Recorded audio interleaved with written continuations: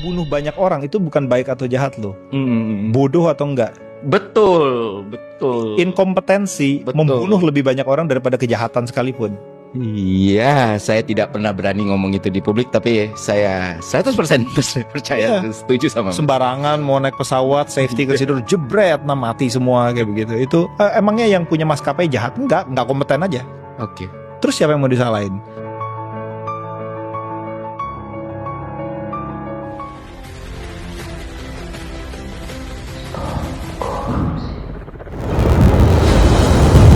Assalamualaikum warahmatullahi wabarakatuh. Perkenalkan, nama saya Muhammad Ilyas dengan NIM 61225100170. Saya dari RA3 Fakultas Ekonomi dan Bisnis Prodi Manajemen Universitas Primagraha.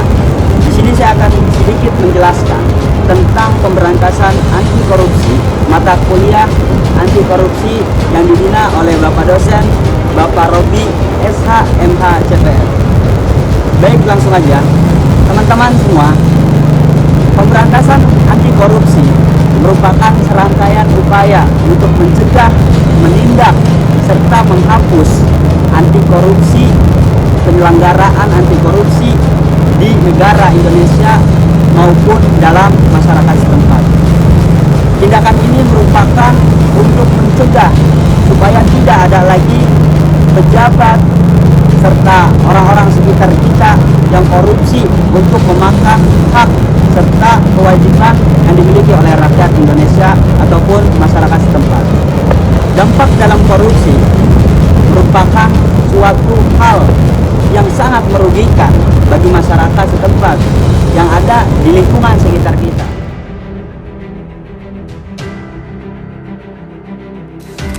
Korupsi merupakan masalah serius yang menghambat pembangunan dan keadilan sosial di Indonesia. Tindakan ini tidak hanya merugikan keuangan negara, tapi juga melemahkan kepercayaan masyarakat terhadap pemerintah. Oleh karena itu, diperlukan strategi yang efektif untuk mencegah dan memberantas korupsi secara menyeluruh di Indonesia.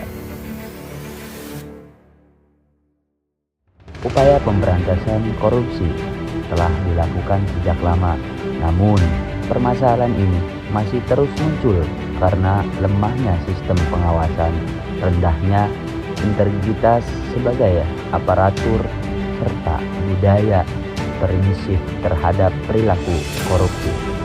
Oleh karena itu, dibutuhkan strategi pemberantasan korupsi yang komprehensif mencakup aspek pencegahan, penindakan, pendidikan, dan perbaikan sistem. Pemerintah Indonesia melalui lembaga-lembaga seperti Komisi Pemberantasan Korupsi atau bisa sebut KPK.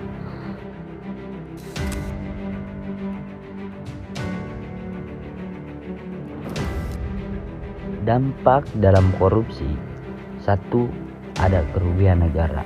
Uang rakyat disalahgunakan sehingga anggaran pembangunan berkurang. Contoh, dana proyek jalan disalahgunakan menyebabkan jalan cepat rusak. 2. Menurunnya kualitas pelayanan publik. Korupsi membuat layanan masyarakat tidak maksimal dan lambat.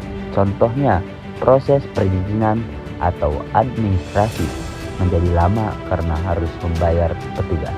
Maka dari itu, mari kita ubah sama-sama Indonesia menjadi Indonesia emas menuju perubahan yang lebih baik lagi.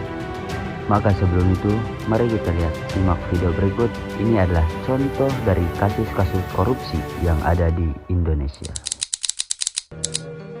Direktur Utama PT Pertamina Patraniaga Rifan Siahaan turut menjadi satu dari 7 tersangka kasus dugaan korupsi tata kelola minyak mentah dan produk kilang pada PT Pertamina Subholding dan kontraktor kontrak kerjasama tahun 2018 sampai 2023. Mobil mewah ini bukan sedang dipamerkan di sebuah showroom, melainkan barang bukti yang disita oleh Kejaksaan Agung. 7 unit mobil mewah ini dimiliki oleh pengusaha Harvey Muiz yang kini sudah berstatus tersangka kasus korupsi tata niaga PT Timah periode 2015 hingga 2022. Diduga, praktik ilegal ini berlangsung berkat lobi-lobi sejumlah pengusaha timah di Bangka Belitung hingga berdampak kerugian negara sebesar 300 triliun rupiah. Hingga 27 April lalu, Kejaksaan telah menyeret 21 orang tersangka di pusaran kasus ini. Bagaimana teman-teman? Begitu banyak sekali kasus korupsi yang ada di negara kita, yakni Indonesia. Maka dari itu, kita selaku mahasiswa, kita adalah agen of change, agen of control, agen perubahan. Saatnya kita bergerak menuju Indonesia emas, menuju Indonesia yang lebih baik lagi, dan saatnya Indonesia terbang tinggi di dunia. Hidup mahasiswa.